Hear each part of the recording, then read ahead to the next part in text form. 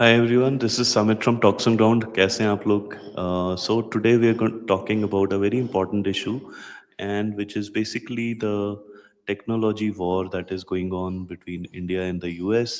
There is also a trade war going on, लेकिन ये सब हम एक कॉन्टेक्स्ट के अंदर ही बात करेंगे आज, क्योंकि कुछ इंटरेस्टिंग डेवलपमेंट हुआ है और वो इंटरेस्टिंग डेवलपमेंट क्या है वो मैं बात करूँगा। आपको पता ही होगा कि रिसेंटली यूएस के जो ट्रेड रिप्रेजेंटेटिव्स हैं वो इंडिया आए हुए हैं और पीयूष गोयल ने भी कुछ स्टेटमेंट्स दिए हैं।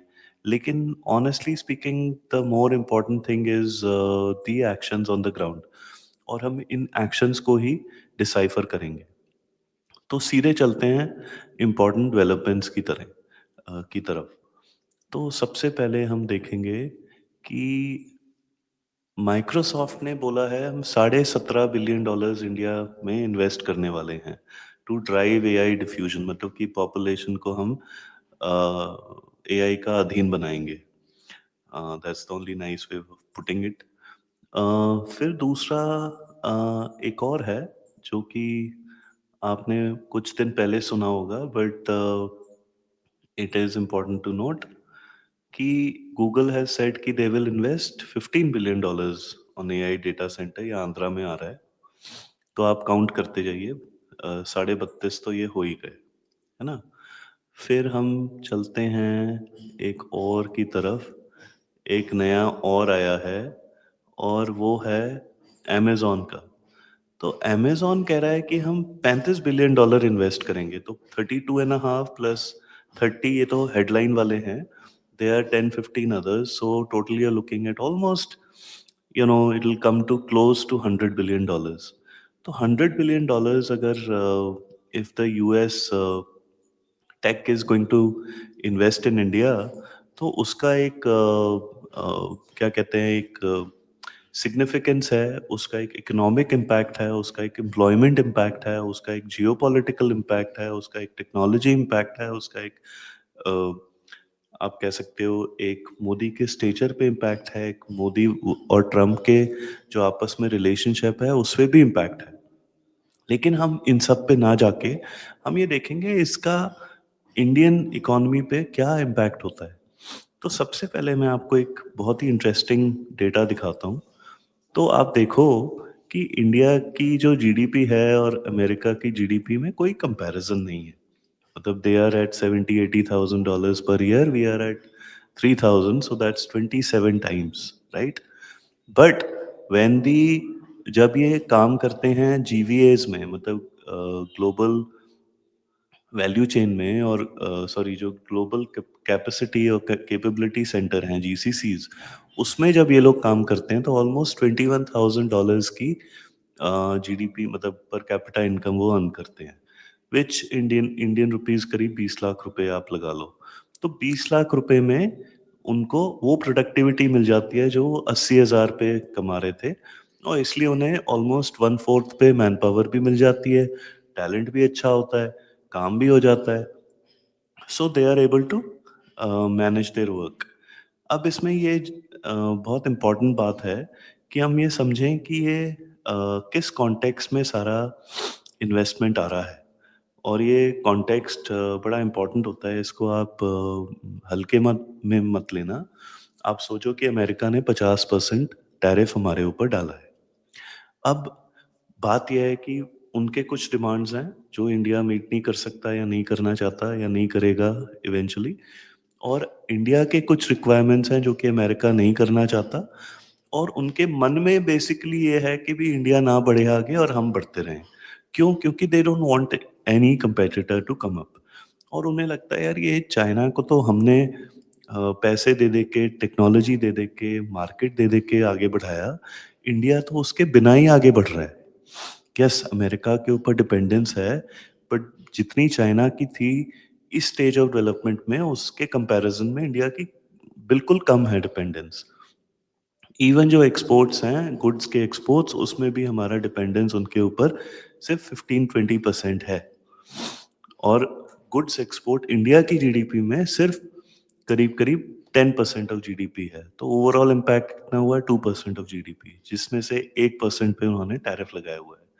तो वो भी कटा के आधे परसेंट ऑफ जीडीपी का वो उसमें से काट सकते हैं, अदरवाइज उनको ही नुकसान हो जाएगा।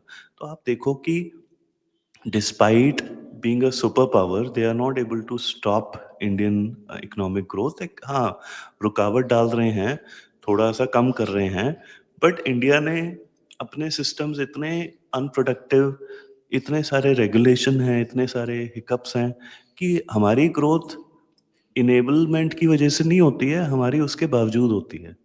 तो इसलिए उन्हें ये नहीं पता है कि भई आप टैरिफ लगाओगे तो हम जीएसटी काट देंगे। आप कुछ और रिस्ट्रिक्शन लगाओगे तो हम वो लॉ पास कर देंगे जो हम 10 साल से सोच रहे थे पास करने का, लाइक एग्रीकल्चर लॉ। तो क्या होगा, उससे आपकी इंटरनल ग्रोथ फिर से अनलॉक हो जाएगी। तो ऐसे करते-करते अगर आप हर एक टैरिफ और रिस्ट्रिक्शन का आंसर एक रिफॉर्म से देते जाओ, तो 2035 तक आपको कोई नहीं रोक सकता बढ़ने से। और 10 साल में आप कम से कम 10-12 बिलियन ट्रिलियन डॉलर इकोनॉमी तो बन जाओगे। और वहाँ पे आके यूएस को टक्कर देना एक वायबल ऑप्शन हो जाता है। इसलिए अमेरिका थोड़ा घबराया हुआ है। उसके बीच में ये न्यूज़ आती है कि भई गूगल, अमेज़न, माइक्रोसॉफ्ट ये सारे लाइन अप कर रहे हैं इंडिया में इन्वेस्ट करने के लिए। NVIDIA आपके कुछ डेटा सेंटर्स को चिप्स प्रोवाइड कर रहा है।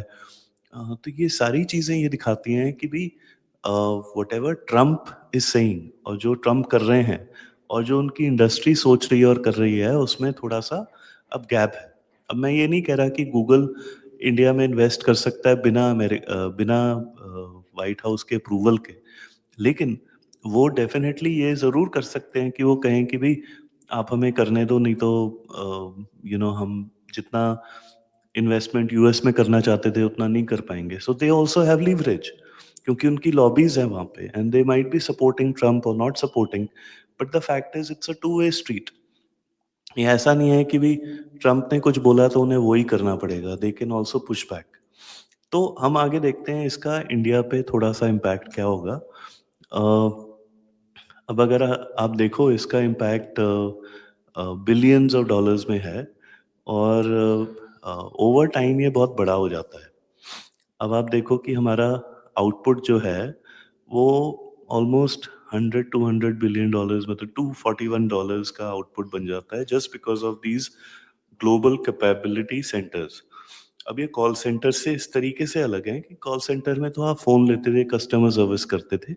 अब आप क्या करते हो, आप प्रोडक्ट डेवलपमेंट करते हो, आप मार्केटिंग करते हो, रिस्क मैनेजमेंट करते हो, फाइनेंशियल मैनेजमेंट करते हो, अकाउंटिंग करते हो, एचआर मैनेजमेंट भी करते हो। ऑपरेशंस के हर चीज़ में आप अंदर घुसते हो, आप स्ट्रैटेजिक लेवल पे एक इनपुट देते हो।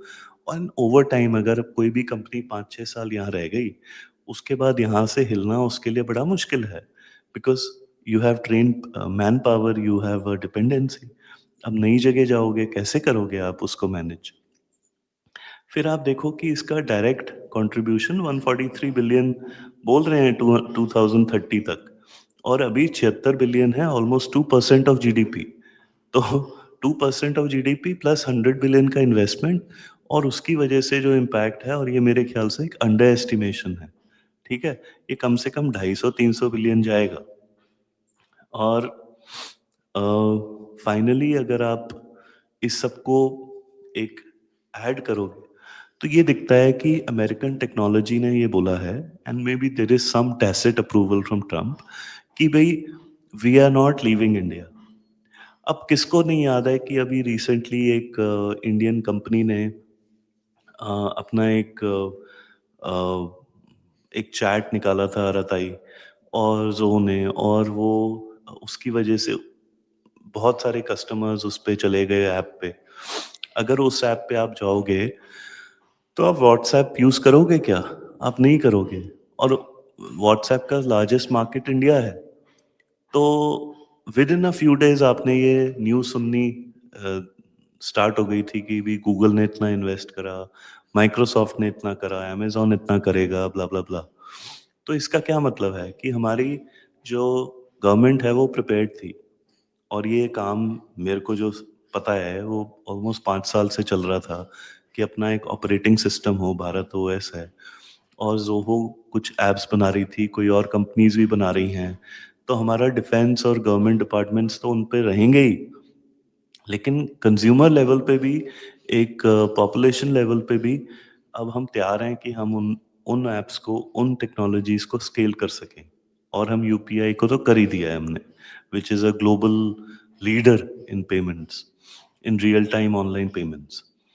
एनीवेज़, तो ये मेरा एक व्यू था। I thought you must know about this and आप अपने व्यूज़ बताइए, आपको क्या लगता है कि भई अभी इस टग ऑफ वॉर में कौन आगे है, कौन पीछे है एंड हू विल विन? और वो कब तक होगा? डील होगी, नहीं होगी? किसके फ़ेवर में होगी, कितनी फ़ेवर में होगी? तो आप ये सारे अपने व्यूज़ बताइए मुझे एंड अगर कोई सजेशन है तो दीजिए। अगर आपको ये वीडियो अच्छा लगा तो प्लीज़ लाइक करिए और सब्सक्राइब कर लीजिए चैनल को। आपको रेगुलर नोटिफ़िकेशंस भी आ जाएँगे अगर आप बेल आइकन क्लिक करोगे। And to support me please continue watching, liking and sharing the videos. Thank you very much.